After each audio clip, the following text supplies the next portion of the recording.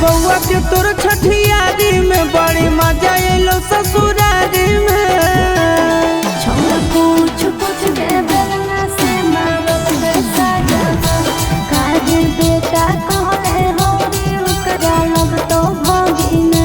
छौरा पूछ पूछ के बेलना से मारल कैसा जना काहे बेटा कहले हो रे ओकरा लग तो भगिना।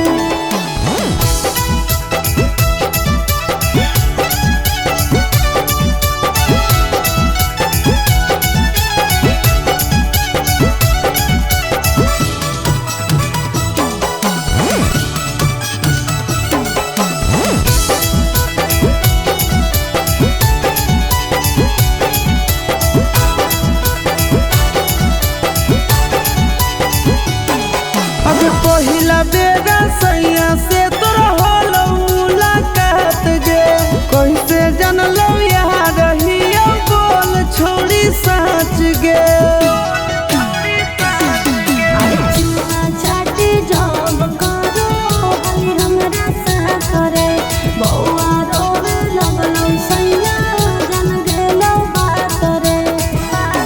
सैया सुतो कि नहीं अब साथ गे तोरा से करो हो कि नहीं बात गे।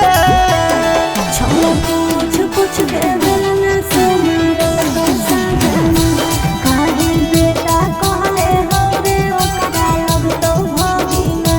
छौरा पूछ पूछ के बेलना से मारल कैसा जना काहे बेटा कहले हो रे ओकरा लग तो भगिना।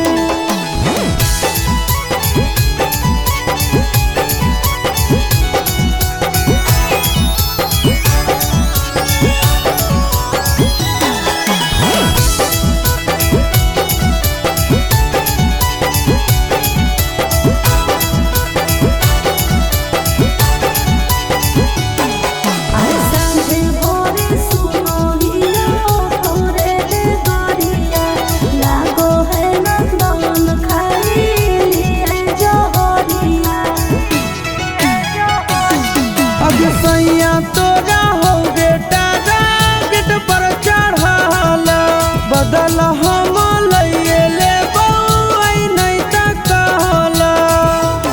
चिंटू राजा पकड़ी दे के सवागे देख लेते जे होते सवागे। छौरा पूछ पूछ के